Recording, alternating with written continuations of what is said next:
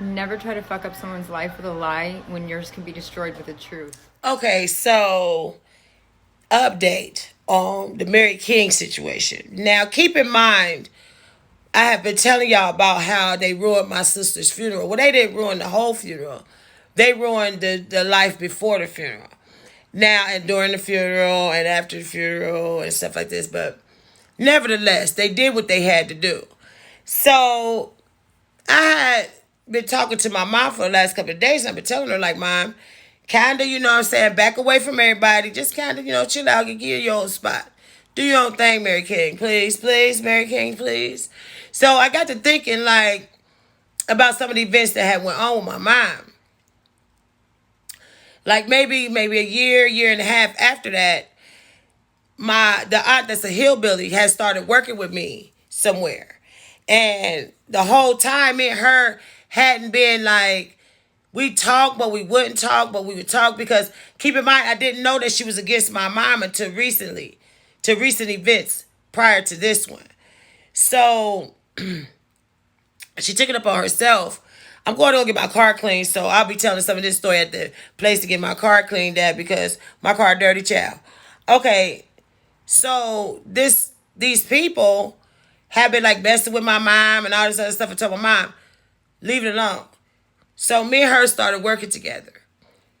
We had never exchanged words, never, not in a negative light until this situation. So I go to work one day, my supervisor, the nurse manager pulls me to the side. She's like, Monica, can you come to my office when you get a chance? I'm like, yeah, sure, I'll come to your office. What is it? I leave from where I'm at and I go to her office and this is what she tells me. She said, Monica, I know we don't get into family affairs and stuff like this. I'm like, family affairs? What are you talking about? She goes and tell me that my aunt then went to her, never had a problem at her, never said nothing negative to her, never said anything to this woman. She went to my nurse manager and told her, I'd rather Monica stay away from me because we got some family dynamics that's going on.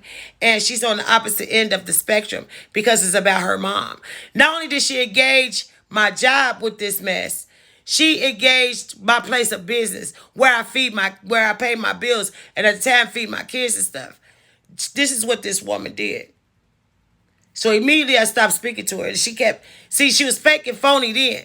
She came to me and she was like, Monica, you had stopped speaking to me. I said, didn't you go to them and tell them that something was going on between me and you and it wasn't?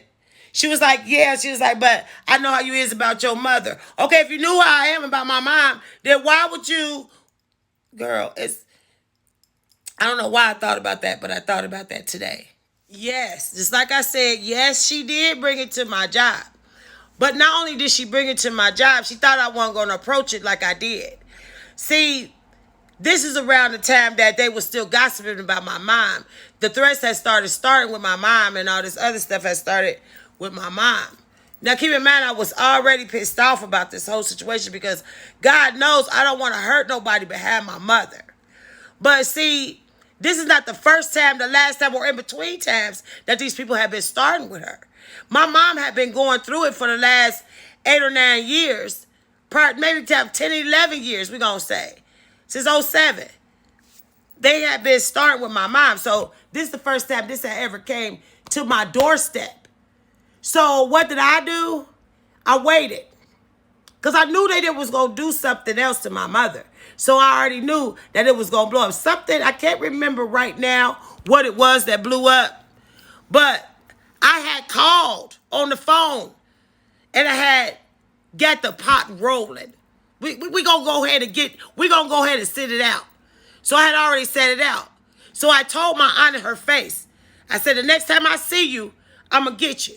She was, you ain't going to do nothing. She ain't going to do nothing. Monica ain't going to do it, is what she said. I was driving down the street. She was at the bus stop in front of my job. I was off that day. I was coming to work for something. Seen her at the bus stop, stopped in the middle of traffic, popped out. She started grabbing trash cans and trash can lids and running and jumping over fences and shit. Because I was on her ass. Because keep in mind, I know who Mary King is to me. She may not be much to them, But she was all that to me, so I popped out on her. Yeah. They started running, trying to protect her and stuff, security coming, and all this other stuff. She did. Then she went into my job and said, Mike was trying to fight me, but we was in a public place. We wasn't on hospital property. Wasn't on company time. But she ran her ass in my job and told them that I was trying to fight them. It wasn't nothing they could do about it. She worked one shift and I worked a whole nother shift. So this stirred up, oh, well, what Monica called herself gonna do? Bearded Betty. Yeah. What Monica called herself. If I was her, they gonna call my phone like, that's my sister, that's my mother. Did y'all lose sight of what was going on? This was my mother. So this is a part of the time where I was loose. Now I'm loose on them about my mom. One down, two more to go. The brothers. So she decides that she's gonna go to her house and she's gonna call everybody and tell on me. But then where she messed up at, she called my mother and she told my mother, you need to get Monica. You need to get Monica. She popped out the car. My mother said, what she pop out the car for you for? She was like, because of you. Get her. Get me. What you mean, get me? I'm on you now. Now I'm watching y'all. Now I'm on the case. See, because not only did she call and tell them and then argue with my mother, start a whole argument with my mom, telling them Monica did this, like, you grown. You grown. Hello? What you say? Okay, so it's okay when it was y'all messing with her, but then now I'm messing with y'all. Now y'all want to tell on everybody. What y'all gonna do? What you gonna do? So now that I'm on them, this is where all this animosity is coming from. From the fact that y'all messing with my sister's funeral, y'all messing with my mom, y'all harassing my mom, and all this other stuff with my mom. Now I'm on y'all. Now it's a problem. It's a problem now, baby. It's a problem. Now the gossip has started. See, you should never take sides when it comes to stuff like that. But see, my mom's family is some bullshit. They some bullcrap because they leave my mom out of everything. When I say they leave my mom out of everything, my mom don't get invited nowhere. My mom, she's the last one to know. They got this gossip going on through and all circulating about my mother. That is a situation that's going on now. I want to tell y'all so bad. It's about Bearded Betty. See, when you mess over somebody, it's a thing called karma. I've said this before. Karma comes when you least expect it. So karma done hit. Now you ain't gonna hear nothing but no gossip about that. But they were so busy gossiping about my mom. About my mom and her 4 kids. My mom and her 4 kids. Then my sister died. My mom and her 3 kids. Then my mom settled everything with my dad's estate. Oh, that was a whole big mess about that. But see, yet still, my mom still been chilling in the same spot. Doing her own thing. See, so this is some of the reason why the story about my sister's funeral is so big. Because it's just that big. It was more to it than that. But see, I feel kind of bad that I got to tell y'all what started this in 07. I'm going to tell y'all exactly what started this in 07. So I got to go back, way back, and tell y'all how this all began. This tragedy that's happening with my mom. Backstory. See, out of all my grandma and granddaddy's kids, my mom was the least one that got anything from them. My mom was the least one that asked for anything. We grew up poor. Don't leave that part out. We grew up poor. They didn't make no hesitation to say that we was poor. To say that we didn't have nothing. To say we didn't have new cars. To say that we didn't have no money. To say that we couldn't go nowhere because Mary's kids didn't have. Mary King's kids didn't have. We was always treated different. We was never treated the same. Not just on my mom's side, but on my dad's side too. The reason why we was treated different on my dad's side though is because my mom, Mary King ain't right all the time. But because, nobody liked my mom, we didn't have nothing. We was the kids that wasn't going to amount to anything. We was the kids that didn't have shit. So we always was treated different.